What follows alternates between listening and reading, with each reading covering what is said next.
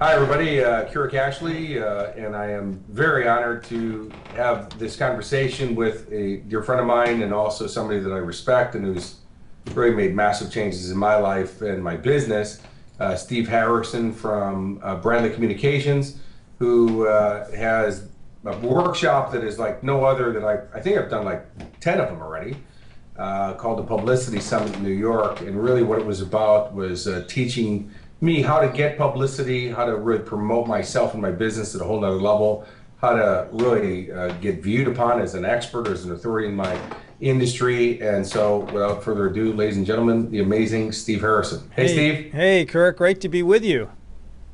Wow, and here we are, technology from two sides of the planet. And, our friendship started really from me being a participant at the Publicity Summit. I remember that I didn't have my book written yet. I had like the first half of the first chapter. My first wife at the time said, well, why are we going right now? Why don't you wait? And I said, because I want to know this stuff in advance, so that as my book comes out, I'm already prepared. I've already set this stuff up. And I came and, man, I missed most of the coaching because I literally got there. We got off the plane, had to literally run from the hotel, get there at the first start of the evening. I think I was a couple hours late. And was blown away, Steve, by first who you are, how sincere you are, but also the value I got from the workshop. And I'd love to share just some things about, why you created it, what's it all about, and what is the benefit for people. Because I remember you started with your publication and expanded. So if you can tell me your story a little bit, it would be awesome. Yeah. We actually started publishing a magazine called Radio TV Interview Report, which we still publish. The magazine producers read to find guests who are available for interviews. And it's a nice way where we do the work. We write up copy for speakers, authors, people really that want, entrepreneurs, people that want to get publicity. And that goes out to over 4,000 radio and TV producers and hosts. And it's been really effective. We helped launch Chicken Soup for the Soul years back with that, and Rich Dad, Poor Dad, with Robert Kiyosaki. And so that really was our core business for many years. And then we started to look at, well, how can we add more value, right? Because that's what we're always talking about, is how do you add more value for folks? And it's interesting. What we started to do is we started to do panels where I'd have 3 or 4 TV producers on a panel, and I'd have like 300 people in the room. And I would interview them, and they would talk about, how to approach them, how to increase your chances of getting booked on their shows. And then after the panel, I noticed that everybody in the room, would rush up to meet them. But unfortunately, only about a dozen people got to actually meet them and run, something by them, because people wanted to meet them but also talk about what they had to promote. And I was observing this, and my brother also was observing this, and we were like, hey, how could we create an event where the emphasis wasn't just on information or speakers, like it so often is at seminars, but how could we create this really great event where the emphasis was that everybody who comes gets one-on-one time, face-to-face, to be able to talk to the producer of Good Morning America or the Today Show or Time Magazine, major national media. And then we thought, well, what if we were to craft an event like that? And that's really how the whole concept of the National Publicity Summit, where people get to meet the media face-to-face and learn from them and build relationships with them and actually, pitch them, really was born. Awesome. Well, I want to back up because I heard you say something, Steve, and you kind of brushed over it, but I actually think it's more valuable than you talked about Robert Kiyosaki and also Chicken Soup for the Soul. Can you tell us just a little bit of, because what I'm trying to do, Steve, is show people that, Robert Kiyosaki is a real guy. He started off not born under a special zodiac sign or with a different chromosome. If you can tell us the story about how you've helped those people out from where they were to what happened with them. Yeah, absolutely. And then we'll go more into the summit, because I think it's a very valuable story for everybody. Absolutely, it's a good it's true. These people aren't any different than you. They've just decided to really make themselves famous, and each day, I know, Kurek, you're always talking about renewing these decisions that that we make each day, and they really decided that you would know who they are. And the way we actually started working with Robert Kiyosaki is his wife called us up and she said, listen, I've heard about the success your company had in helping to launch Chicken Soup for the Soul. We have this book. We have 3,000 copies of this book called Rich Dad, Poor Dad. It's in the garage. And we hired a PR firm, but we didn't really get anything but a few college radio stations. And we're just hoping that you can help us. So what we did was we began writing some really good pitches and putting them in our magazine. So one of the things we often, as you know, Kurek, talk about is having a hook, having something that grabs the media's interest. And a lot of times the way to look at that is really what is the headline that they could run about you in their magazine, or the thing they could say if they say coming up and then fill in the blank. So for him, what we did was we had a headline, what the rich teach their kids about money that the poor and middle class do not. And so that's like an example of a hook. And we ran him in our publication and did different hooks. And over a period, right off the bat, I know he got some major radio stations. And they'd say, well, Robert, where's your book available? And he'd say, my book is available everywhere. And his book wasn't available anywhere, okay? Because he was actually, a lot of people don't realize this, but he started off self-published. He self-published Rich Dad, Poor Dad. And but what happened was, because he began getting the publicity and he was doing radio interviews by phone and getting ultimately got television publicity, and one thing led to another, and all of a sudden, distributors wanted to carry his book, and bookstores really wanted to stock his book, and people were going in and initially ordering the book, but then ultimately, obviously, buying it in the stores, buying it online. So that's what's really cool is, once you get the word out about what you're doing, and when you do it effectively, the sky's the limit. I mean, he sent us a letter saying, Steve, you helped us sell our first 250,000 copies, and then everything took off from there. Then Warner bought the rights to my book, and I've sold well over 10 million copies now. So it's really exciting what can happen.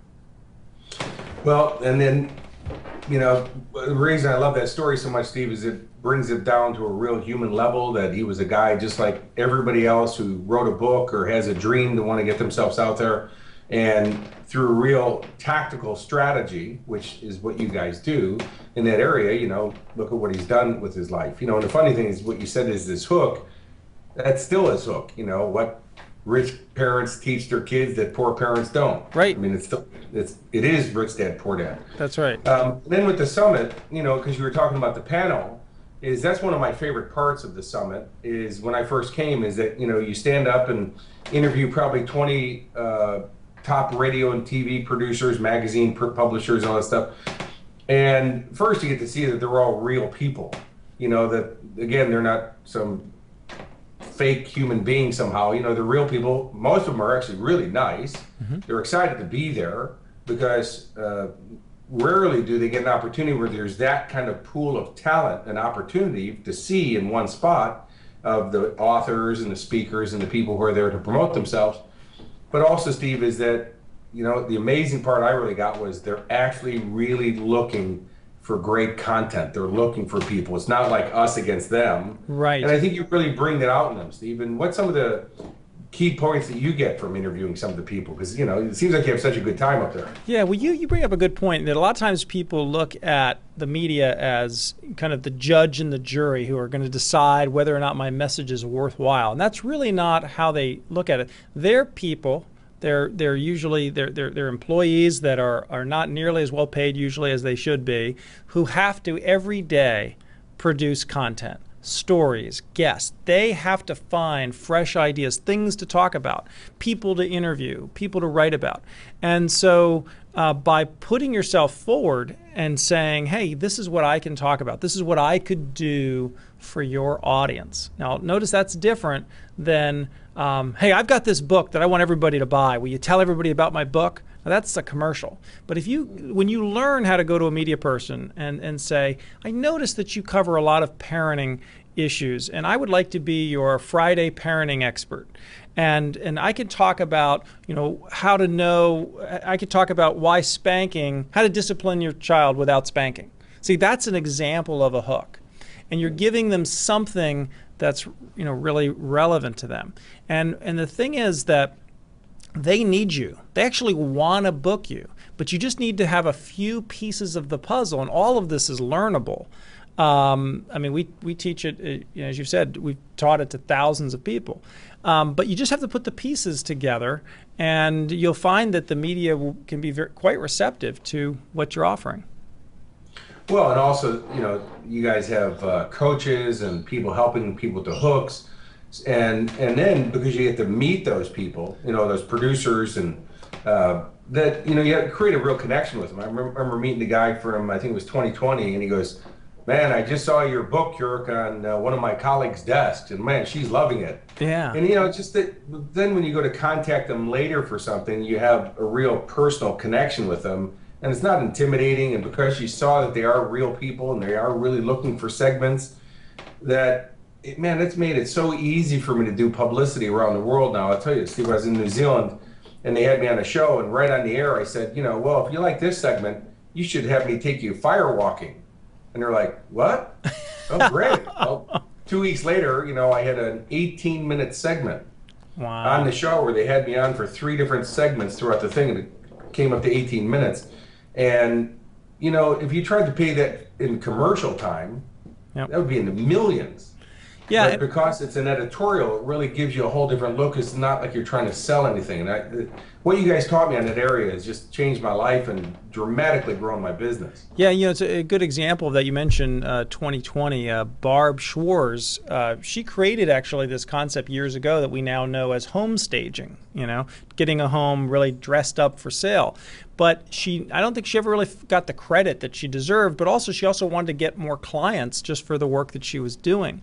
So she came to the summit. She really learned. She did not have a book at the time, but she ended up really learning how to pitch herself. She landed some cover stories, got on the cover of Southwest Airlines magazine, and one thing led to another. She started posting these media spots. She met the producer of ABC's 2020. And ultimately, to make a long story short, got booked on ABC's 2020. And here was the amazing thing. I mean, she said, look, we've kind of done the calculation. For the amount of time she was on, I think we calculated it as worth over $700,000 is what she would have paid for all the time that she was on. Because she actually did a makeover of a home, which is an idea of how can you show a visual transformation of something. That's just one possible way of getting on TV, a makeover idea. And she ended up getting 2,300 emails in the first hour alone of people contacting her. So again, as you say, paid nothing for the airtime. But now when she shows a video of that, like at a conference where she's speaking and they see her on ABC's 2020 for more than 15 minutes, it just really takes your credibility to a whole new level. So it's a great way of increasing your sales in all kinds of ways, by boosting your credibility, by increasing your conversion percentages because you can show it to people, by getting direct sales from that, because people, you're right, they trust. If you're on publicity, being interviewed, they trust that, whereas if you're running an ad, they feel like, well, this person's paying for the airtime, so they're more suspicious. Well, and also with having a list, a database, social media, all these things, is to get that clip. Like if you go to my website, you'll see that I have media clips, because it instantly gets you viewed as being an authority or an expert in your industry, because you must be the man. Look, you're on TV or you're on the radio. Right. And then because of social media, you can post those videos, and you can take the marketing and market with the marketing ongoing, and it just keeps building that profile for people. Because I know Annette Sim here from Australia came to the Publicity Summit after me recommending her to go. And then she wound up doing a whole tour around the States and speaking engagements and publicity, and just opened up a whole nother market for herself, and still lives here. Matter of fact, she lives only a few kilometers from where I live here in Buderim on the Sunshine Coast. And it just opened up a whole nother market, but also here in Australia gave her even a bigger profile image, because here she is doing international media. Yeah. But not any more difficult than calling up the local station here and getting on, honestly. But. Yeah. There's something about, I think what's really cool about what we love about the summit is, see, the media get deluged by emails, by press kits, by phone calls, by publicists. I once went to the producers of the CBS morning show, and they had books and press kits everywhere. I mean, it was just like every 5 minutes an intern was also bringing in a whole fresh pile of books. I mean, these people, they now readily admit when I interview them that they don't even read all their email. They literally can't keep up with it all. So how do you break through the clutter? Well, one thing is persistence, okay?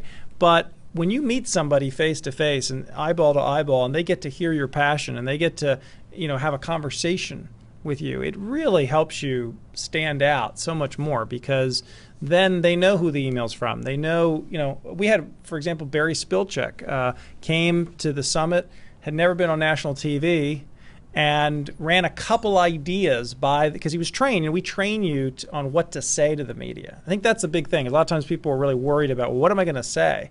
And we, as you know, Kurek, we train people on exactly how to do that. And he ended up just saying a few things. He said, well, how about doing a show about what to say to the person you love if you know you might never be coming back because you're going off to fight in a war? And he ended up getting booked on Fox News that night, which was probably one of the fastest actual from pitch to on-air appearances. So I think it's just powerful when you put yourself forward and they can hear your passion. And your folks that come, they're always passionate and confident and willing to learn. It must be the person they're hanging out with. Well, it's funny you say that, Steve. Some of the other benefits that I've gotten from the summit myself are actually the participants that you get to meet, because they are speakers, they are authors, they are coaches, they do have database lists, they have their own thing. And so there was a great networking. The first summit that I went to, I met, who was one of the coaches at times, was Peggy McCall. And she was just standing there by herself in her booth. It was one of those things where you didn't need a reservation to meet her or anything. She was just an open booth where you could walk up to her.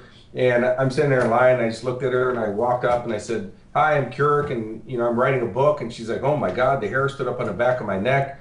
You have to meet my agent." And literally, her literary agent called me up in my hotel room, which, she's tracking me down. And I had to run down to 42nd and Broadway, because she was going to leave town soon. And she signed me on the spot, and she's the one who did my book deal for me and is a great friend of mine now. So there's so many layers of benefit that I've gotten from the summit. And I really want to acknowledge you and your brother, because it's an arena for what you guys do that nobody else does. I've never seen anything like it. Nobody can even touch it.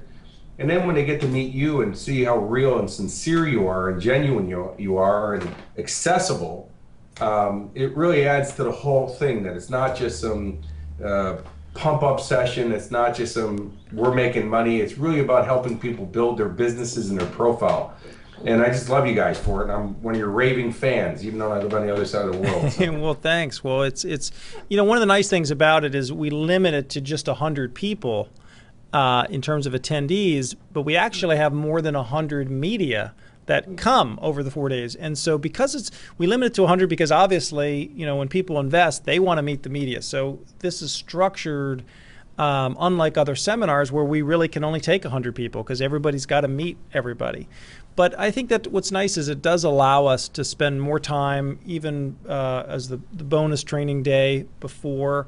We offer some training on teleseminars and things, and just really work with people, because you're really right that the skill of doing it, in fact, just showing up and jumping in the pool, like in your case, you didn't go through any of the training. You just showed up like 3 hours late and like, hey, I'm here. What do I need to do? But the willingness to do that, and especially in your case, most of our folks usually have something they're ready to promote, but actually. The fact that you were willing to say, hey, let me learn how this goes, and let me put myself in a place where I might feel uncomfortable initially, well, I guess it's why we're doing this interview today, but it's really a big reason I've seen those are the folks who often are the most successful, is just where they feel like, you know what, I'm going to somehow or other put myself in a place where I can meet the media, where I can go through this, and all kinds of things come out of it. Their ability to, they get major media very often. They end up being able to know how to pitch themselves. They've got relationships with other people that have lists, as you say, that can other entrepreneurs and authors and experts. So it's great fun. Well, Steve, one of the, because I was also in your Quantum Leap program for a number of years, and some of the things that you've really helped form people I remember the story about the woman who had the CDs about energy realignment, and you just helped focus that. So then she was pulling in like $30,000 or $35,000 a month, with this, but she was talking on that level, but in towards what people really want to buy instead of what she thought they needed. Right. And it was just just the way you guys help mold those participants to polish themselves to really get it so that it works. So that, because I've seen it when I've come and helped coach with people, is they're so locked into what they want and what they think they need to get out, and then you just fine tune them a little bit, and all of a sudden they're getting booked on the shows and they're so excited, and their investment was way worth it all of a sudden. You just see these people light up, and I just think it's a fascinating story. There's something in there you can share about. A lot of times you're one phrase away from getting anything you want.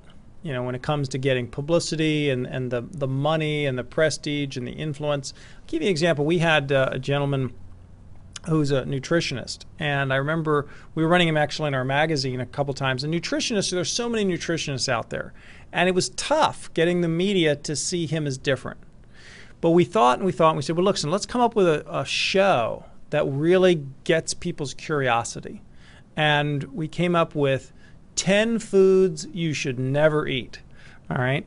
And that's what we put in front of the media. We said, hey, this guest will tell you the 10 foods you should never, ever eat.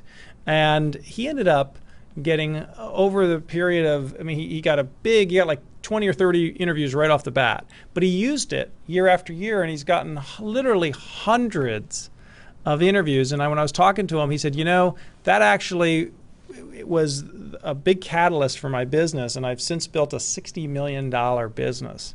So, one phrase, one hook can be a book title. It can be, it can lead to, we have got a gentleman, for example, Dr. Ish Major.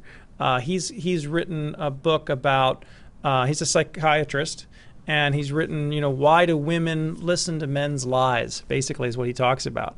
Never been on national TV before, but because he learned how to pitch himself, learned how to, give them a good hook, he's been on the Today Show. Last I talked to him over 5 times, and he's now a regular. You become a go-to guest, and it just takes some training on what to say, a little bit of image training perhaps, so you're wearing the right colors that go with your message, and it's been really, really rewarding. I love that. And so just so I don't get too far away from it, Steve, because I'm probably going to show up myself again. When is this next summit? Well, the next summit, it's about 7 or 8 weeks away. People should go. What I'd suggest is they go to this URL, publicitysummitinfo.com, www.publicitysummitinfo.com. They can find out the dates. They can find out. They can see all of the fact that we even have a video there, and you're even in the video, Kurek, and they'll just see all the success stories and everything else, and you get everything you need. And you'll get a sense of the different kinds of media that come. And we've had people right from the summit have been written up in the New York Times, have been in the Oprah magazine, ABC, NBC, CBS, The View. And these are people who prior to this had never gotten national publicity, been in a major media outlet. So and we've also had people get major book deals, where they've met. We have some agents that are there. So Harrison Forbes, who you and I both know, Kurek, I know you met him there. Harrison ended up, he didn't have a book, but he came. He has a passion for pets, and he ended up, because of the summit, he ended up being a regular guest with Live with Kelly. He's now the dog trainer with Live with Kelly and Michael. And he also has been on Fox News, and he's got a 6-figure advance for his first book, and he made that connection at the summit. So it's exciting, when you decide, when you just to follow your gut and say, look, I got to learn this, I got to meet people, I've got to build relationships. magic really can happen. So it's really exciting. So I'd suggest they go to publicitysummitinfo.com and find out all about it. And you have a few spots available still? Got a few spots available. Yeah, it typically we find pretty much every time we do this, it sells out. And so I definitely encourage them to go to that now. It's always disappointing sometimes when we have people that, hey, I want to go, and we have to call them and say, I'm sorry, but we're sold out. So well, I lucked out the first year, Steve. When I called you guys, you guys were sold out because it was so close. And then I got a call back saying, man, you lucked out. Somebody's credit card didn't go through. Huh. And I'm on the plane, man. I got to book right now. And we jumped on a plane and flew out. And that's why I was 3 hours late. But it was, even at those 3 hours late and missing the training day, it was life-changing for me. It produced an extra $1 million in my business in the first year just from things I learned. And I've told you that, Steve, and how appreciative I am of everything. And it really was an eye-opener and a lot easier than I could have ever imagined to go out and get that publicity. But really what that's done for my profile, my business, even the way clients respond to me, only because, they already have that perception that you must be somebody or on TV or in the media.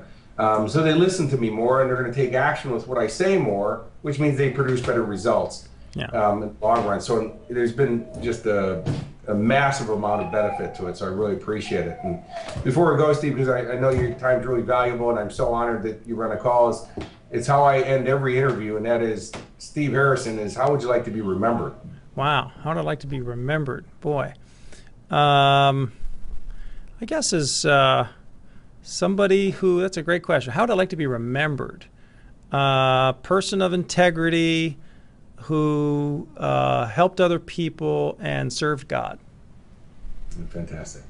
So again, the website is publicitysummitinfo.com. Yep.